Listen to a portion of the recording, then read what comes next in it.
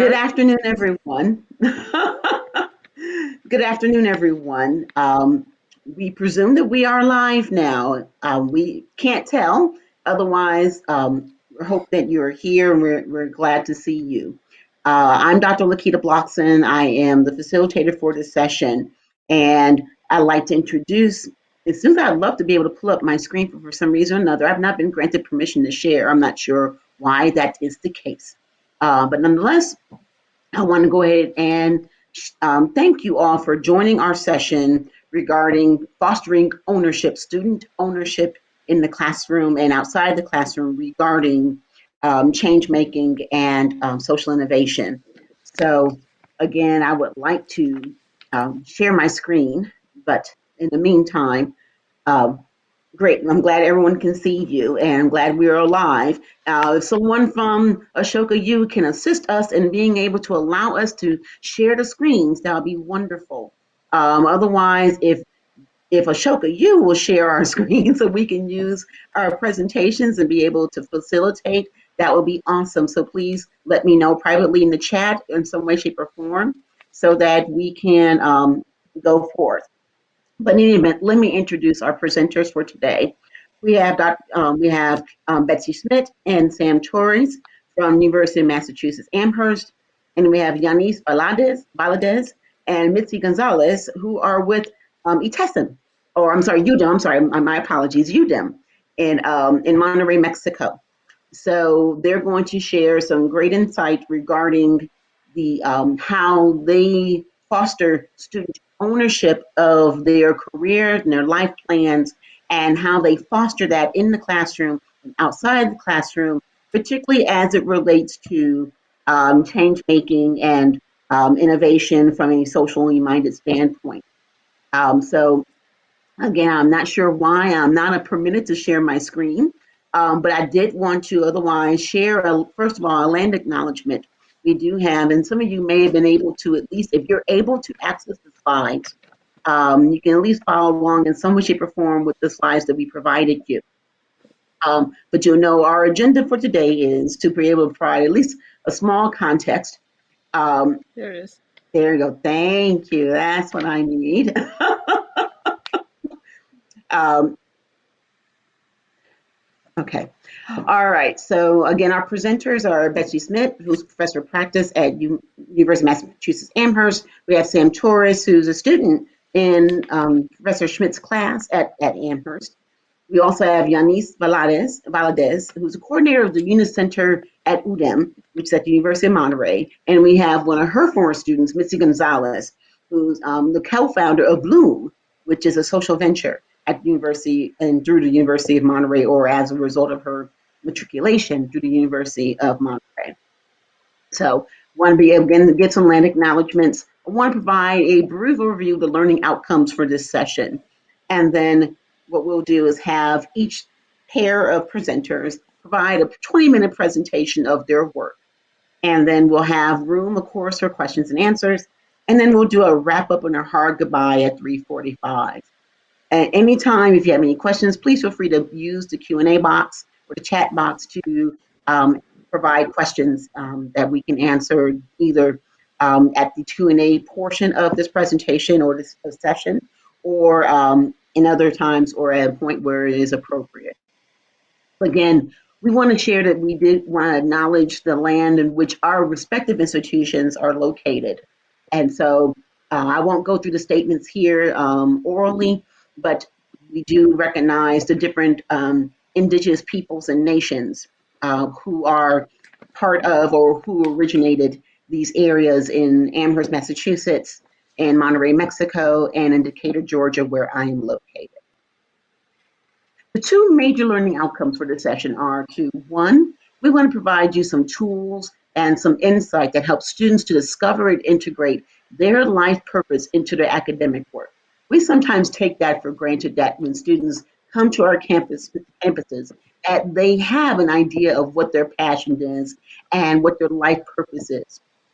And so we want to make sure that there are opportunities present in our programs and to be able to encourage you in your respective programs to be able to find ways to allow for students to cultivate or discover first and then cultivate their life purpose. And then secondly, our learning outcome for this session is to provide guidance for how faculty, whether faculty within the classroom or other instructional personnel or other individuals outside the classroom, can foster a classroom environment or a learning environment that empowers students to become engaged agents and co-producers in their own learning. So we oftentimes will think about um, activities or think about education as being very passive and unidirectional.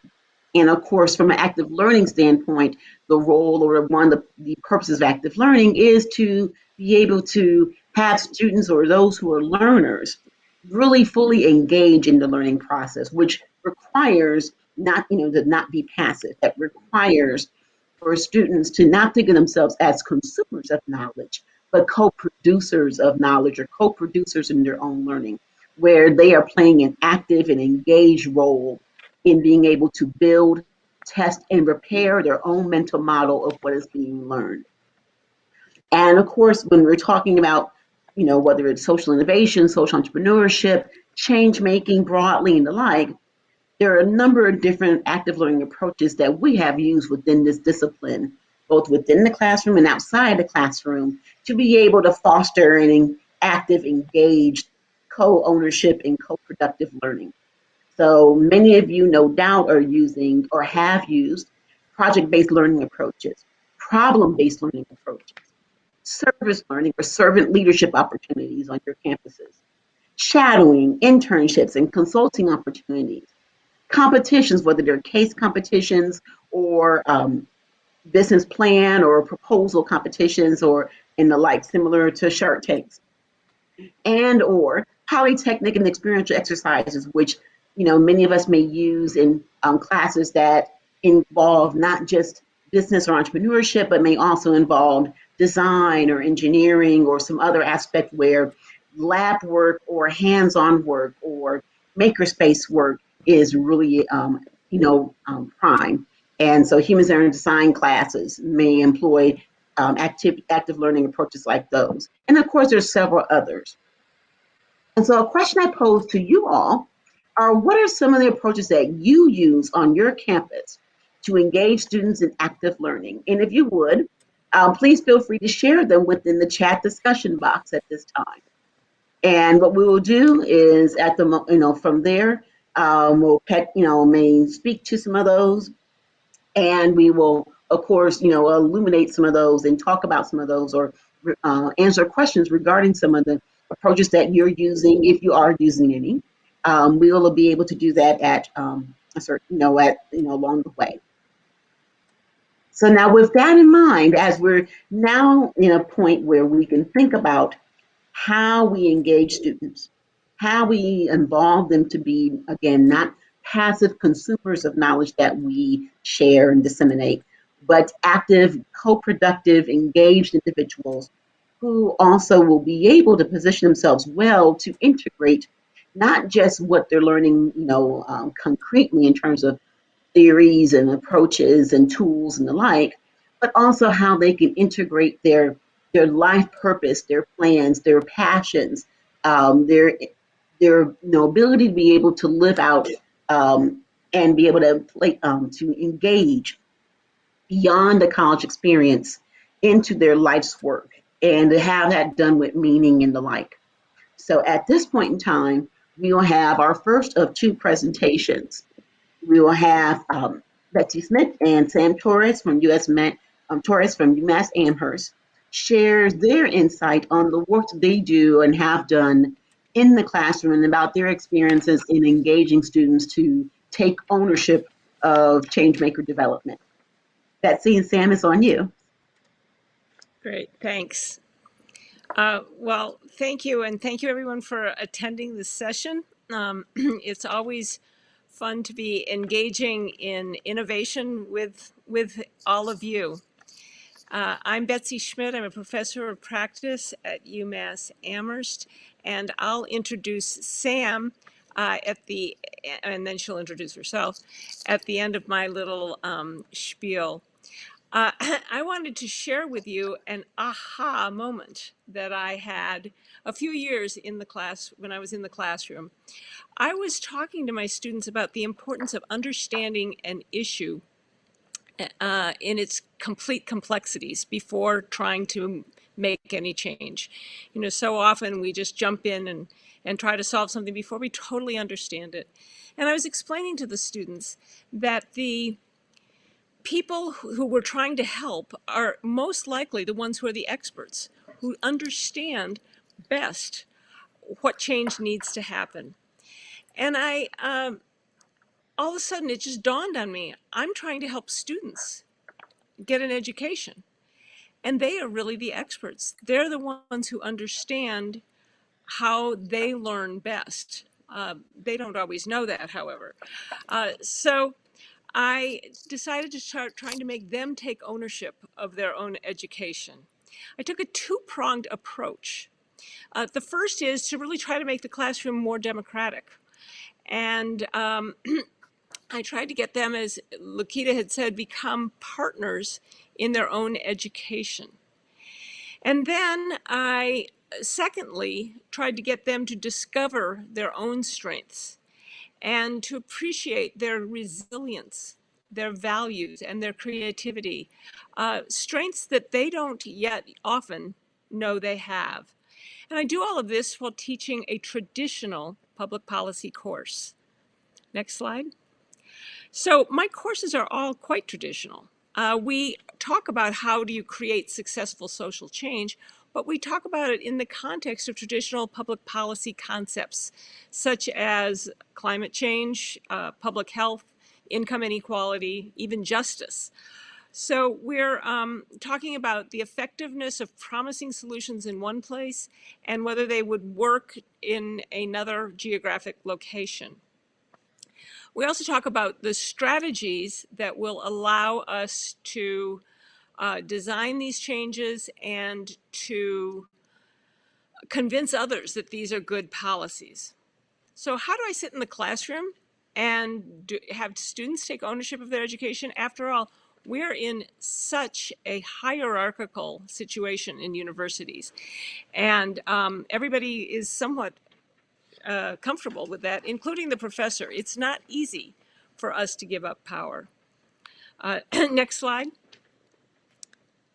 So I have to admit, I don't give up all the power. I still design the course. I still, courses, write the syllabi, and I grade the work. But before school, all along, I try to be explicit about this belief that they should be partners in their education and that it's time to make education more democratic. Before the class begins, the course begins, I send out an email asking students to help me learn more about their learning styles and to give them a chance to comment on the syllabus before it's finalized. I also have each student come up with a, and after almost every class, I ask for advice. And then I have to listen, and that's the hardest part. But I try to either make a change, have the class vote on the change, or say, you know, I really disagree with this and engage in a discussion with them as to why. So I also have the students in each of my courses come up with their own projects and their own topic, which becomes the lens through which they look at all of the other things that we're talking about in the class. So they get to take ownership that way as well. Finally, I try to explain to them that we should be considering ourselves as people who are meeting, we're professionals, and we're all meeting to discuss these projects that we are doing in the classroom. When I surveyed the class about this, I got some really heartening responses, and I'd like to read some of them to you.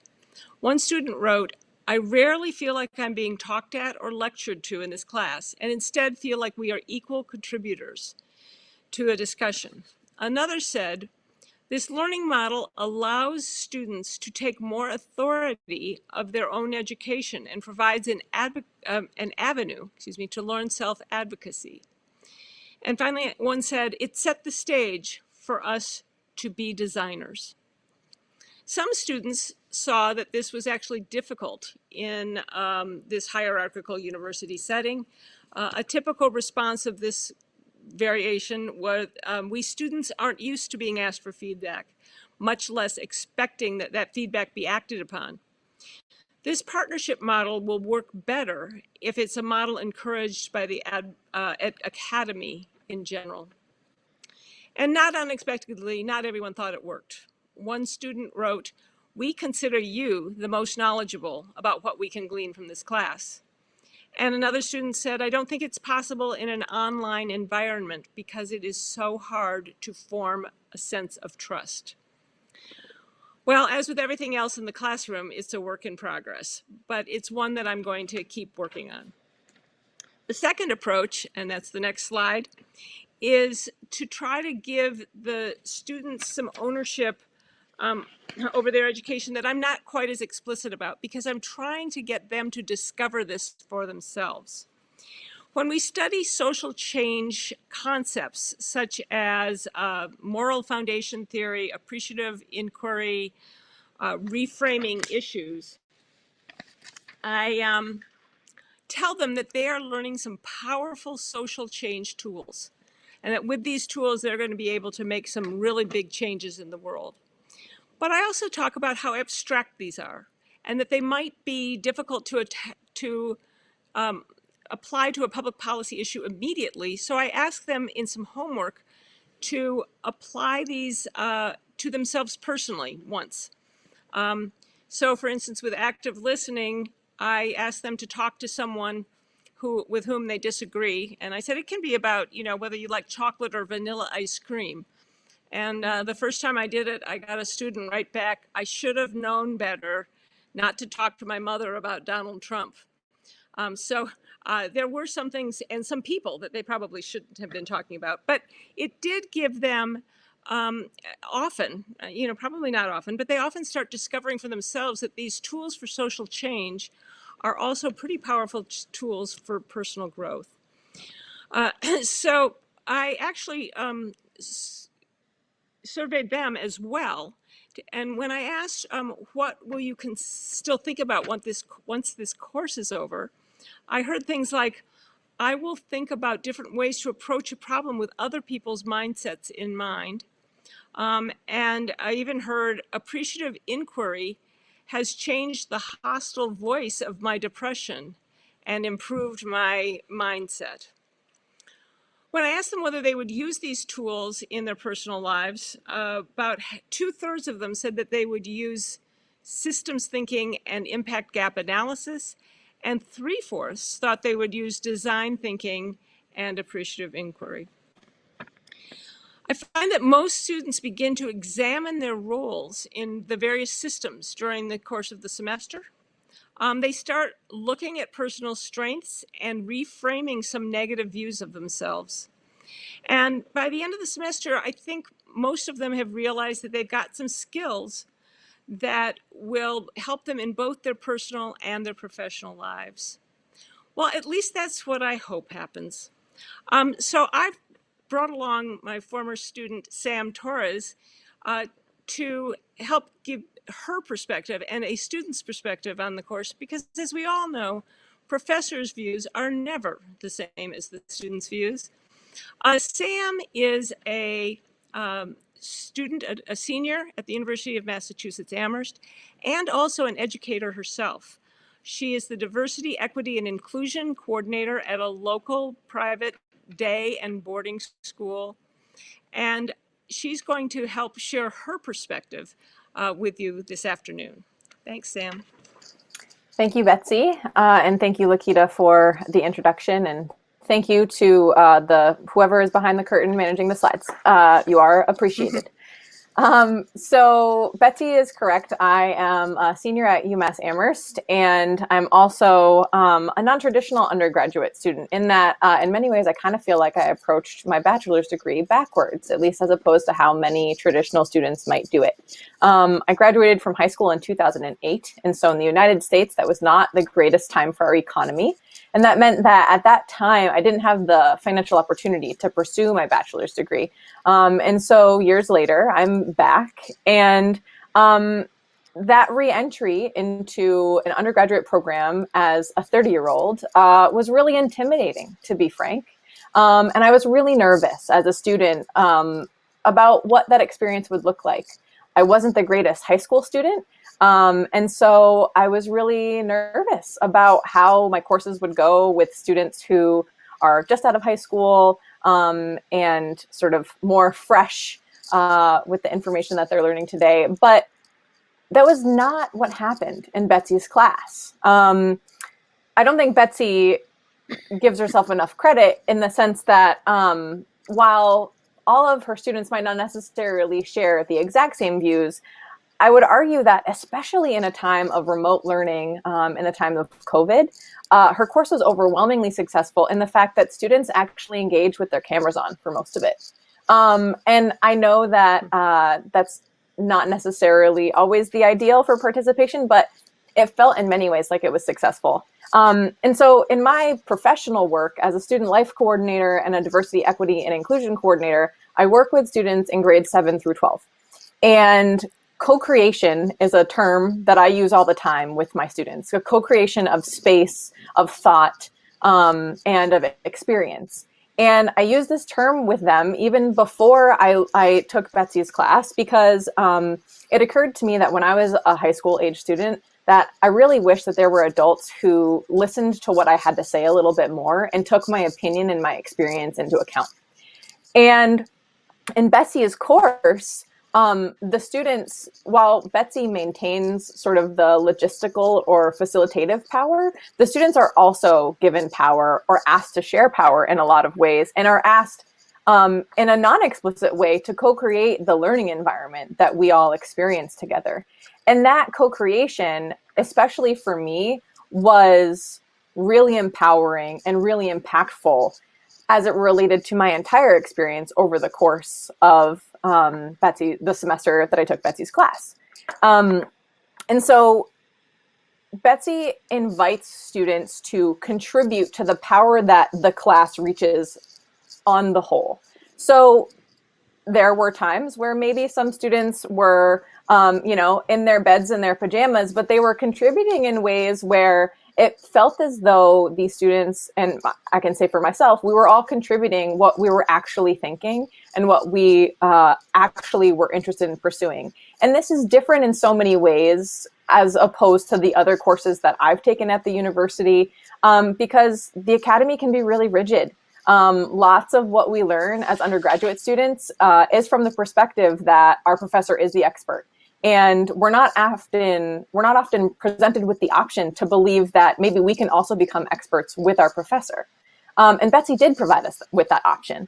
It might not be a big deal to a lot of people, but Betsy also waits to give grades until the end of the semester. For large projects, Betsy would give you a grade. It was always one-on-one. It was always very personal. But for me, as someone who was a student who was nervous about entering a classroom where I felt like I was too old or I wouldn't be able to meet pace academically, that opportunity to work freely and be encouraged to pursue my interests as it related to each of our modules was really impactful. It meant that I was less concerned about the limitations of what my grades might say, and more concerned about how interested I was in contributing to the conversation.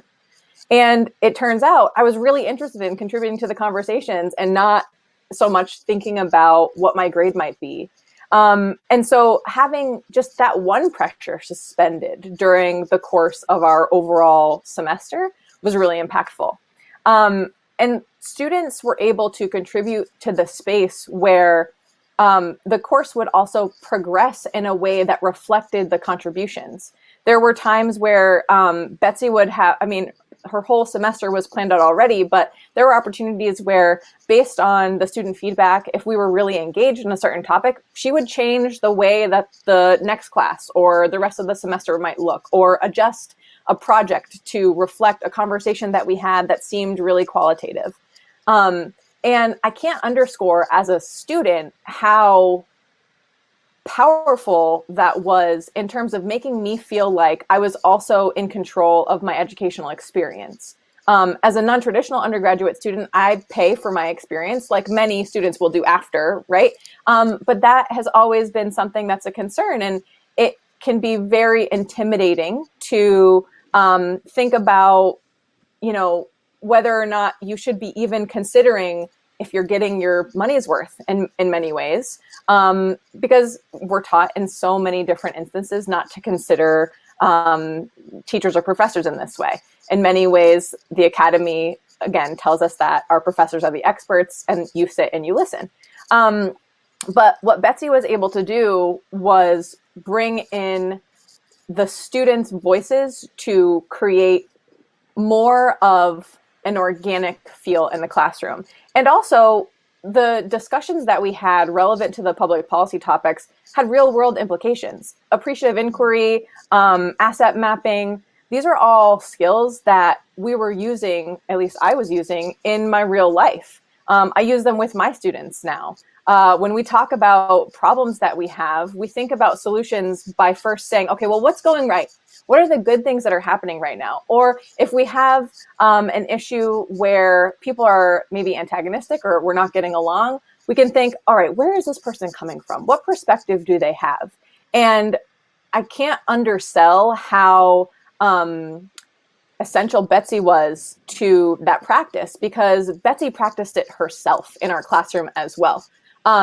Zoom is difficult. Video presentation is difficult. We all have developed so much grace with one another over this past year, which has been really wonderful. But Betsy always brought grace to the classroom in that she was also asking for us to let her know how she was doing. And that sort of made it feel like, well, if our professor wants to know how her presentations are going, she must care about what we're absorbing and what we're learning from this instance. And that was just another one of the many instances where those small check-ins made such a big impact on at least my ability to feel like I was being successful in the course. So many opportunities for feedback, whether they were in a survey that she would send after class, in a poll she would send during class, in emails she would send to folks. Those small touches throughout the course of the semester, made me feel like in a time where everything was upside down, that at least one thing had some consistency and a real human being was speaking to me and engaging with me in a meaningful way. But also, like, our course could be, in many ways, flexible with the times and flexible with our own experiences, because social emotional learning is also a really huge factor in, secondary education in college as well. So Betsy's hunches are correct. In my experience, the tools that she offered did provide an opportunity for personal growth. I would say that by the end of Betsy's course, my fears about whether or not I was going to be up to the task of being an undergraduate in my 30s were gone. I felt as though I had the agency to contribute, so felt as though I had the opportunity to, in many ways, shed perceptions of my own inabilities in order to be successful in this class, because I genuinely liked it. So that's my perspective on my experience in Betsy's course. May I just add one quick thing? I'm kind of embarrassed. I thought she was going to talk about how she could use this in her own way and not so much about me. But I do want to share with everyone that I started out being a professor that cared very much about the knowledge I was imparting to students. And over the years, I've begun to realize they can't become change makers if they don't believe that they are. So yes, we still impart knowledge at some level, but that getting the self-confidence, whether you're coming at it as a 30-year-old or an 18-year-old, has become my primary goal. Thanks. All right. Thank you very much, Betsy and Sam. We will now move to our second presentation from Yanis and Mitzi, and the floor is yours. So, well, we are going to start. So, hello, my name is Yanis Valadez, and Mitzi is an undergraduate student at Universidad de Monterrey. We both here in Mexico. She's in Tijuana. I'm in Monterrey. But, well, the thing is that right now, you have heard how to apply or foster the ownership through social change between during the classes, right? So we are going to talk with the curricular areas, how we have been working on the pathways of the students, how to improve their social career, their social change careers previously working in their degrees. So I'm the coordinator right now of the program, which I'm going to talk in some minutes about it. And Mitzi, I don't know if you want to present yourself. Hi, I'm Mitzi, a senior student, and well, I'm part of the program that Yanis developed, and thanks to that, I have developed my own social entrepreneur, or kind of. I'm in process yet, but well, yeah, that's all. Nice to meet you. Perfect, thank you. So I'm going to talk a little bit how is the journey of an undergraduate in Universidad de Monterrey. Since 2013, we have the honor to receive the designation of a campus changemaker. So since back then, we have been working how to upgrade the experience of the students being social change makers. So being change makers. So in the beginning of these years, there have been several programs that have been fit to the journey of a student that is going into the university. So this starts like having an introduction since a high school preparation. We have a program actually based on seeking those change makers in high school. Then during the first year, that is during the adaptation of the student in their degree, we also have some opportunities, extracurriculars, to work on as a change maker or start a pathway of being a change maker.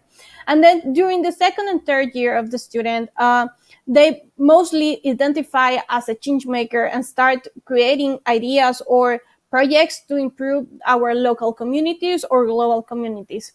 Then during the 4 and 5 years, we have the exposure to them, to the ecosystem. We try to connect them with enterprises. We try to have social entrepreneurs as a mentors. We also work in some competition, international and local. So we have created a pathway of different ways of that to the students to be change makers during their student pathways. And the next.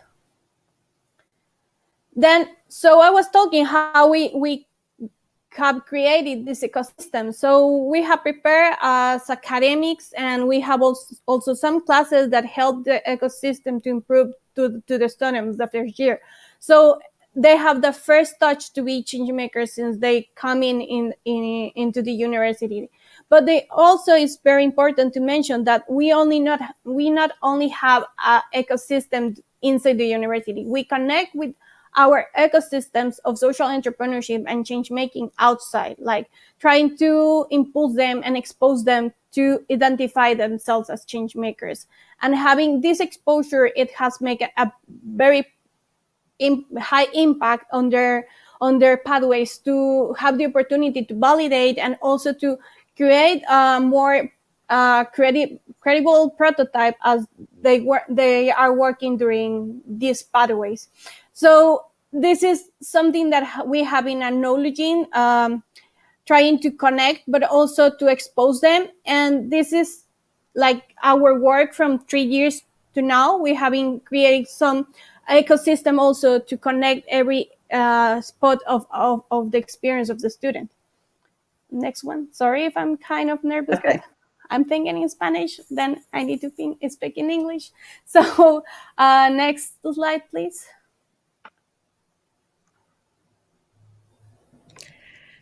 Okay, one of the key factors to develop this ecosystem that we need to understand is that the role of making change makers is a teamwork. Just as Betsy and Sam mentioned later.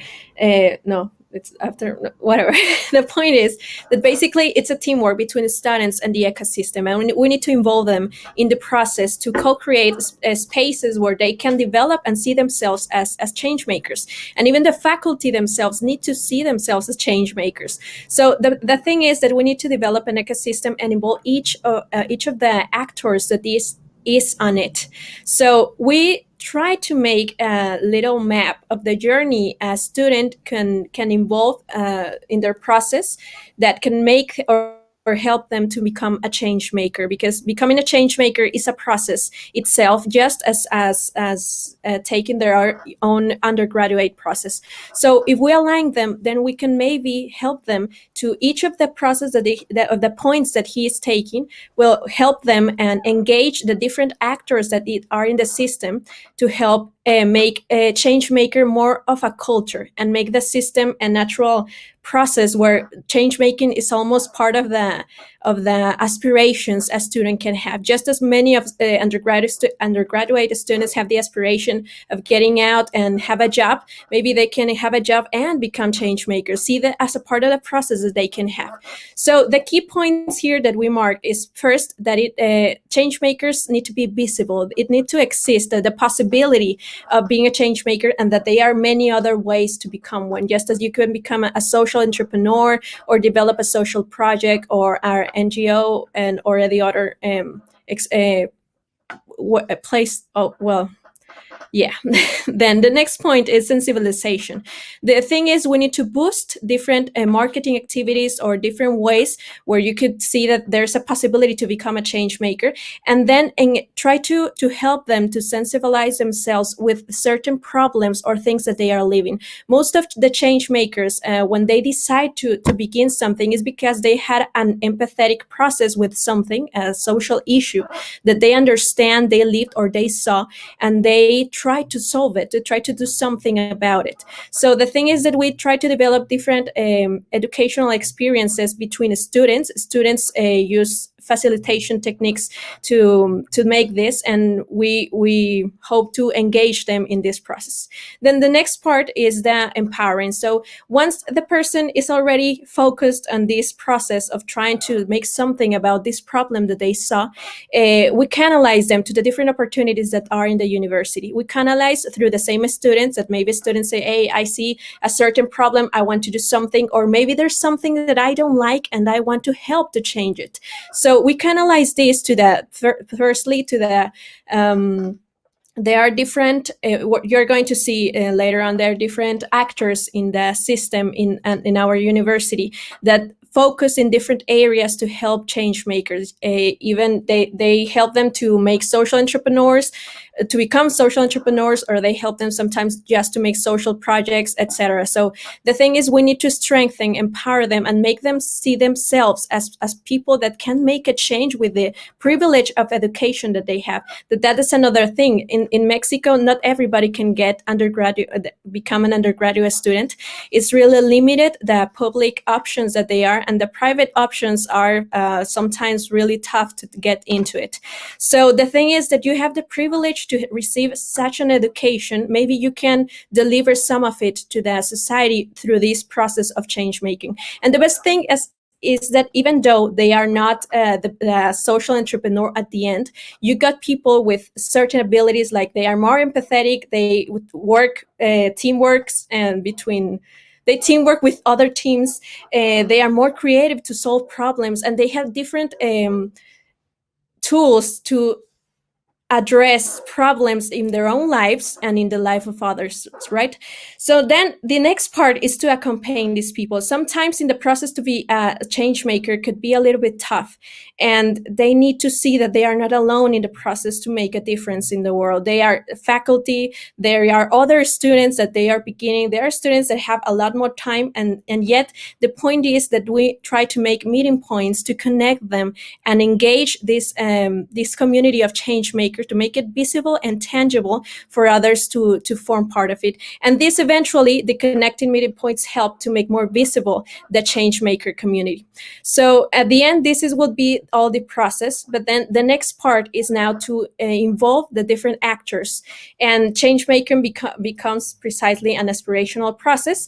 And at the end, we have different actors that they are already making, they're really good sensibilizing, really good strengthening, really good connecting, and we involve them in the same process to make at the end like a more focused system to make change makers, and more of a team of teams. Yeah.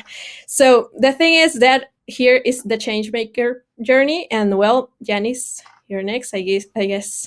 Yes, thank you, Mitzi, very, very much. As you can see, Mitzi is super involved on all the journey of a change maker because she is one of our examples that she has made this example as alive. No, she has created all these pathways also, and she has been actively participating as a change maker in the campus. So I wanted to her to explain this point because it has been a work between faculty, students, and professors, but also with our ecosystem. We have joined all together in a space, in a safe space where we can share how it's working. So I was telling you that back in 2013, we started creating a lot of initiatives, a lot of projects and programs to bring more change makers at the end of their graduation and to identify themselves as a change maker. So when we start working, we didn't connect all our ecosystem inside our university. We were just creating stuff like now we're doing something to empathize, and then we are going to do something for social entrepreneurs, and we are going to do something for volunteers. So at the end, what we create is like all the journey. We have been actively working since we have the redesignation like 4 years ago, 2019. So to create all the line, how a student can be touched in every part of their cycle of their degree. So next, please, Akira. And in this journey, we have, as I was saying you, we have the first touch in high school. Like we identify that talent that they have been actively working in this social communities, or they have created also an initiative. And since back then, they start doing their small prototypes of how to change the world being in high school. So we have a program. Next, please. So we have a program that is called Formar para Transformar, from to transform. Actually, they are also working in the exchange. They are going to have a presentation. But this program, what seeks is to have identify students since they are in high school, and giving them a scholarship. It could be half scholarship or full scholarship to then stay the university. And they have a journey during 4 years where they have a mentor. They have also like this profile of seeing what their vocation is, but also how they can impulse their own initiatives. Most of the students have had some volunteering experiences or have had an initiative they created during their high school. So this is the first touch that we have with students outside university that are coming in and they identify themselves as change maker. Next, please. So what happens in the next 2, 3, or 4 years, and what happens for those ones that aren't in these programs? We have find that we have created a lot of initiatives, or we have had with the ecosystem new initiatives that help through the journey of these undergraduate students. So during the adaptation year, next please. So we have the most important and core program that is called Drivers of Change. This is an interdisciplinary program that is focused on service and academic development. And they have for 4 years with a complete generation working 2 different projects. They have an international social project and they have a national social project.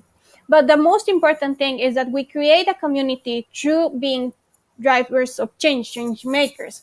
The also is that we connect them with our outside communities or ecosystem in order they can prove and validate their ideas.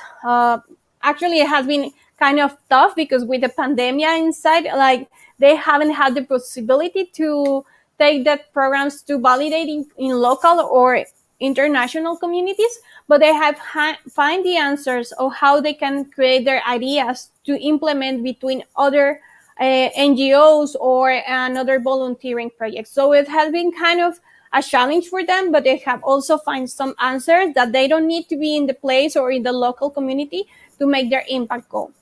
Next one, please. We also have from the Unicenter, we created our Unicenter almost 3 years ago.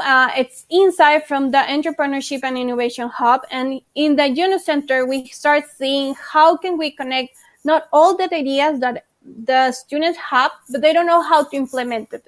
We have the Pathway Elite program, in which they have all 1 year of an ideation program.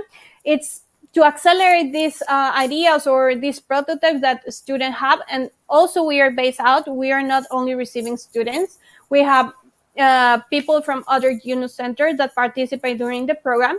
And well, they create a social business during this program. Is 1 year. They have a mentor. They have a mentor of projects. They have a mentor coach, more than mentor, more a coach and trainer figure. So they have the opportunity to pitch their idea at the end and, well, have a seed fund also. Next one, please. And we have the acceleration program also, where when they finish the Pathway Elite, they go through the Uni Social Business program. And this program is super important because students have the opportunity not only to validate their prototype, but validate their business model. Once they ended the social impact, they prove they have a social impact. Now is the time to see how you're going to fund that social impact. And also, it's important to say that during this validation area, they need to connect with other institutions or other programs or other competitions in order to get their idea go further. Like Hold the Prize and Enactus. Actually, we are super happy because yesterday the Hold Prize 2020 challenge was done, and we have one of our accelerator ideas, or it's not an idea, it's a social entrepreneur. They have won $100 million with the Hold Prize. They are part of these 10 winners. So we are super happy to know. We just noted yesterday, and it's part of the journey how we have made it, like through the business area, but also the academic area, but also with that extracurricular help. It's not only like your academic classes. Actually, this now entrepreneurship group, well, they were 3 students that ended their degree 1 year ago approximately, and they have an idea in their thesis. This idea was incubated in the ideation program, then on the acceleration program, and now they are pitching in the world. It's super amazing to have students that have also proved their ideas to the world and see that they can make a change not only in their local communities, but in their global. So it's super important for us to have this kind of connection with the ecosystem to make them be exposed in the real world and not only inside the class, and not just leaving the project in the class, but taking it out. The next one, please. And well, also we have student affairs. This one is one of the first students affairs that was made 4 years ago. Betsy was pioneer of that group. And well, it's a student group focused on strengthening how to be a change maker. They make a big event. We also have like this Changemaker weekend, and we invite social entrepreneurs. We invite students that are change makers, but also we try to make peer-to-peer approaches, like connect them, but visualize them, get to know each other. And if you're not interested, how to be interested in the topic. Next one, please. And well, also like part of the seed fund seeking, because most of our social entrepreneurs go to the hub and say like, have you have capital seed? And I'm like, I'm not having the seed, but you can go and gain it through other instances and other projects. And we have actually this one that is an annual announcement that incubates the social projects. Most of them aren't identified as social entrepreneurs. So they come here and try to validate their idea or volunteering experience or social pranks to have a social business model. So as I told, Formar para Transformar, that Reform to Transform is one of the programs that accompany social projects. They come to this lab and they generate the social business experience. Next one, please. And last but not end, we have like our newest baby born. This project is called the Social Business Innovation Project. Actually, the Changemaker journey that you see and Michi talk about it is the result of this project, because we have been joining each year since 4 years ago, trying to see how the pathways are created. And this is a student initiative that have facilitated like the different activities, also promote activities that we have in the university. And the most important thing that Mitzi was talking about, making teams of teams to visualize. Most of the time, I don't know if it happens to you, but in City University, there are some change makers that they don't know each other. Like, we have created some special events of networkings in order to them to identify who else is working in a sustainable development goal. Like, we can share, we can also share our experience or our best practices, or why not our fuck ups during our changemaker journey. So we have created a safe space for them, and also trying to visualize their work. And well, Mitzi, I think you can talk a little bit more about it. Oh, sure. Basically, the Social Bond Innovation Project, the process, it's bonding between the different actors and letting students to get involved in the process of making strategies, ideas, and experiences to help other students join in the process of becoming change makers. And so we develop different strategies. Some of them they work, others don't. The COVID-19 really make us rethink our process to make things happen. But at the end, we begin to make connections with different members and with different actors that are involved in the ecosystem to help other students, because we see that one of the best things that I have read, I think Bill Drayton said it, or I don't know who said it, but once you do change making with a friend, you always want to do it, always become a change maker. You see that with other friends, you can change a little part of the world, or at least the one that surrounds you, and you see that the potential that you have to make a difference and to become a human capable of helping others to live a better process and have a better life. So especially in the university that we have a lot of people with the privilege to study in a private school. So it makes us rethink that maybe we have been in a little privileged bubble that we do not see until we see the world how it is, and that most of the people does not live like us. So this project has a process to make a change maker part of the aspirational goal that any professional student can have, and say, yeah, I want to make this world better. Why not? And make it in a professional way, because sometimes we think that making service and social projects depends only on having a good intention, but it's not. We need to make a first understand the problem, the complexity that it involves, then try to address it, then make a lot of many other things that need passion, but most of it need a professional approach, and we can be professional doing it. So when we have multidisciplinary places where careers that are involved in this, we can see different perspectives, and we see our potential to make changes. For example, here you can see on the red rectangle, she is Mariana Elizalde. She's a biomedical engineer, and she saw the opportunity to make prostheses. It is like that we call it, Janice, but a 3D prosthesis, and how do you call it? Impresoras, imprint, printing 3D. Printing 3D, yeah, that's the thing, with plastic, and making even more cheaper than the actual one. So she began to do that, and now she's one of the star projects at UDEM, and she did it on her own. So the other thing that we understood, it was that many of the actors that were making change makers were working alone.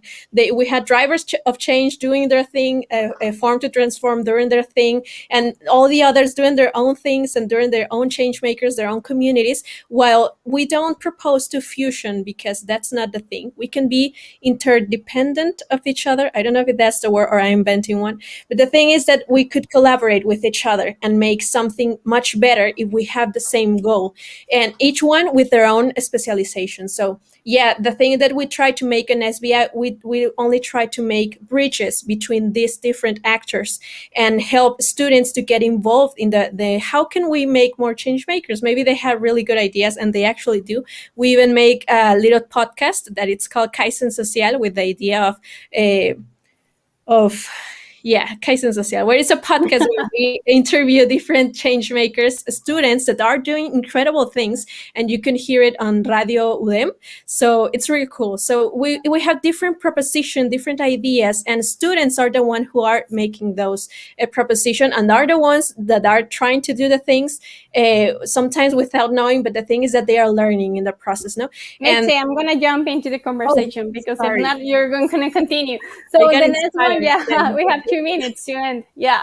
So she's passionate about BI. It's the journey that we have created during this 4 years, seeing what we have created in the university as well. And in the end, there's Leaders Plus, or the honors program that is called Lakita. Do you want to do next? And this is one like the cherry to the cake, because it's like the last program you have the opportunity to get in practice to be a change maker. So as you can see, we have different projects and different programs during the student journey, and SBI just get like the connection between everything to see that, oh, you are from Líderes Plus, but you are also from the Drivers in Change, and be the home to have all them together and get to know. So if you want to go next, Lakita.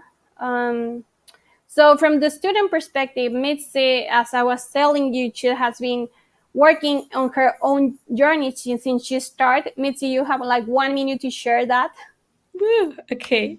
Basically, I was really an intense student when I entered.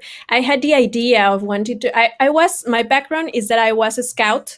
I am a scout. Like the Boy Scouts, Girl Scouts. Yeah, I have the same process. And one of the principal goals of them is to make the world a better one. Yeah. So this idea really impacted in my life, because I think that was where my change making process began. So once I get into the university, I just strengthen it. So when I enter, I tried to search for different options as they were. I met Whole Price, I met Enactus. Then I was just on the moment that Drivers of Change appeared. So I entered into the program, and then I had different activities that helped me empower myself or understand the privilege that I had, and I can make a change and help others to see that they can make a change too. So basically, all the experiences that I had in the university helped me find my own way, because I didn't start with a project. I didn't have any idea. I just want to do something, and within time, I began to getting a lot of tools to understand until I entered to the program where I met Yanis. That is the Pathway Elite program. And there is where I understand what I wanted to make. And it was this opportunity that helped me develop my own social entrepreneurship, that it's called Bloom, that it's focused on urban farming. So yeah, to not talk anymore. So basically that was my process. But what I want to refer is that it's really important that it doesn't matter if they enter or not in a change maker thing. Maybe the abilities that they get in these experiences can help them find their own change maker journey. So yeah, thank you. So thank you very much. Just to add, also this has been experience for me, because once when I was studying, I was a student change maker. Actually, I was the first one to be introduced with Ashoka U when everything comes. So also like all this experience being as a student change maker, I am a social entrepreneur also, and now working as a faculty and being part of the coordination of all these pathways, it has been an joyful pathway, because I can see how young people is helping other young people to open all these new opportunities for them. Like I always say to my students, like 10 years ago I started, there was like anything. We didn't have anything in university. And now I'm surprised how also university have had all the tools and have wanted to make all the tools work together, and trying also to impulse them, not only fostering insight in university, but also connected with all the ecosystem we have around the world, not only on our community. So thank you very much for hearing us. I know it was a little bit long of our presentation, but we wanted to share all our insights of all of these programs and how there are students that have been actively participating in everything, that they can do it, right? Because sometimes there are students that they say, no, I can't do it. Okay, thank you very much, Janice and Mitzi. At this time, this is an opportunity for Q&A. I'm going to stop sharing my screen because through this platform, for whatever reason or another, as the facilitator shares the screen, the facilitator cannot see everyone else. So I'm going to end my show so I can actually get back to seeing all of you. Yay, I can see everyone. Wonderful. So at this time, if you have any questions, this is an opportunity for any of you to ask questions of any of our participants, our panelists today. Any questions regarding active learning, any questions about their respective curricular or co-curricular activities and the like in terms of being able to embrace and foster student ownership, or any questions you may have of me in the work that we do at Agnes Scott College in terms of active learning and social innovation. So the floor is open. I want to make sure I see any questions in the chat. I do not see any at this moment unless there is.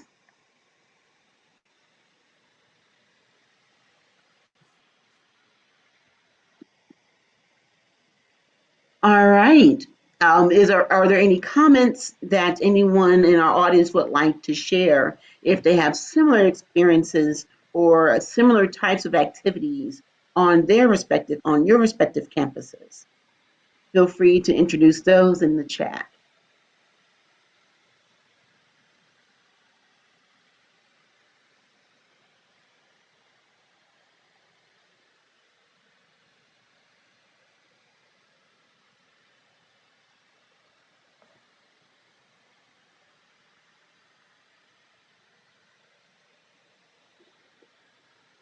If there aren't any questions, we'll still be here for a few more minutes, but we want to be able to respect your time and say thank you very much for attending our session. I want to thank, again, Betsy and Sam from University of Massachusetts Amherst and Yanis and Mitzi from UDEM in Monterrey, Mexico. And are there any parting comments that any of our presenters would like to make? Well, I'd certainly be happy to, if anybody wants to email me, I'm sure this is true with all the rest of you, email us separately. Our contact information is on the slides. And sometimes it works better to do one-on-one. All right, anyone else? Well, again, I'm Lakita Bloxam with Agnes Scott College in Decatur, Georgia, and I was happy to serve as your facilitator and moderator. Oh, say, here we go. Here's a question from Kara. I believe it's Kara. What is the best way to ask questions in sessions? My understanding is probably the best way is to enter into the chat box. So just as you submitted an item into the chat to ask your question for asking questions, this is probably the best way to ask questions. So yes, by all means, feel free to type your question. I will share it and read it, and we'll have one or more of our panelists answer the question. Okay, great. Here we go. Let's see. Jennifer's asking, what have all of you found? What have you all found allows a student or a faculty member to begin to see themselves as a change maker? So is there anything that you have discovered or found in this process of your work, either in the classroom or outside the classroom, where you're able to see that change-making process take place? If I'm understanding Jennifer's question correctly. Sam. Just hearing that you can be a change maker. Hearing from a professor, an advisor, just hearing the words that you can be a change maker, that's what did it for me. You know, I think that's really true. I got an email from a student saying, I want to thank you for the class. I never talked. No surprise, Sam was one who did talk, so this wasn't from her. And the student said, but you wrote me an email saying that you knew I had a lot to offer. I had no idea if she had a lot to offer, but I knew she had more to offer than she was offering. So, and she wrote me especially to say thank you. I hadn't thought of myself that way. I was too afraid to talk. She continued to be too afraid to talk, but there was that slight change. All right, thank you, and thank you for the question, Jennifer. So, Kara, I'm not sure if you actually had a question you wanted to type in the chat or provide in the chat, and we can answer it now. And I see that there are quite a few individuals who mentioned that they will contact our presenters individually or independently. Any other questions? That was a good one. Well, I'll ask this. Well, what are the next steps for your respective classes and programs? Something that we can think about or look forward to seeing from your programs or campuses, given the work that you're doing. Let's see, we'll start with Betsy and Sam. So what are the next? What's the future behold for your programs or for your course? Well, I'm hoping, frankly, that a few of my colleagues will also, who are all involved. We're all involved. We call ourselves a social justice organization, and never really think about it in terms of ourselves. So I hope this kind of philosophy spreads to some of my other colleagues. Sam? I want to give time to Kara's question for Mitzi and Yanis because it's really great. There are a bunch there. All right. So, okay, great. So that's what I'll do. Kara did ask a few questions. So her first, I'll read all three and then we'll just go one by one in the time we have still left available. The first one is, how are the students in Monterey sustaining their work and projects? Second question is, what has been your experience with doing the training of trainers or boot camps? And then the third question, if you have any experience, do you find it successful? And then the third question she has is, how socioeconomically diverse are the participants in your project? So we'll go with the first, one by one. So the first question, how are the students sustaining their projects in their work? Yes, well, we have three kinds of sustaining that part of how they can make sure that they are doing impact over there. We have the academic area. We have a group of investigators that have a PhD on MBAs, but they have focused on social entrepreneurship, and they have helped us give all the paths for the students that make their investigations sustainable, and also to have a better world. The other part is that not just staying in what we read, is like going deep to the community, visiting that place where we are going to work. And when they realize that, actually it sounds to me a lot of what Mitzi told me some few weeks ago, because they go with the community and work with the community, so you know that you're working with humans. Like, everything you decide to do, it's super important because you're going to touch that life, and you're going to validate that if you help that people, it's going to be because of you. So students get inspired also by that way. We have proof with some classes. We have this part of service learning classes also. So that is another way that students get inspired, and they have like a company and the mentor and the professor to have the guidance during their Changemaker ideas or change making ideas. Sorry for that. I don't know if that kind of the way we I'm answering your question, but that are the ways what we have validated and we have been working actively. The other question is, what has been your experience with doing training of trainers or bootcamps? We have had a lot of bootcamps, and behind my perspective, because I'm the one who needs to sometimes execute them, for me they aren't that helpful, because it makes, like, I always make these like ¿cómo se dice? Comparación, Mitzi, like Comparison? yeah, like a comparison with a social mission in the church. Like, you go one weekend in a retreat and they talk about how God love you, and then you come back and then you forget it. Like, if you don't get inside the ecosystem of the church, you won't like realize that it's something that happens if you have that experience. I don't know if this comparison is, it sounds, but what I feel is that they came the work only because they have to have like the check mark with the academic area. And over there, we don't have like a lot of change makers that go out to the book and say, I want to change the world. It's like, I finish, I have gone 100, 900, or my grade is that, and over there, it ends the experience. This doesn't mean that there are not some stories that have had the other part of making the decision to continue their paths. Where we have seen is that when we create some experiences, I'm a designer, so that is the context. When I make the experience or design the experience for the student to sensibilize and get empathy, what we are going to work or what we are going to do during the class, or take them to the adventure of getting to know the people they want to work. It's more helpful than through the boot camps and or this kind of trainings of trains.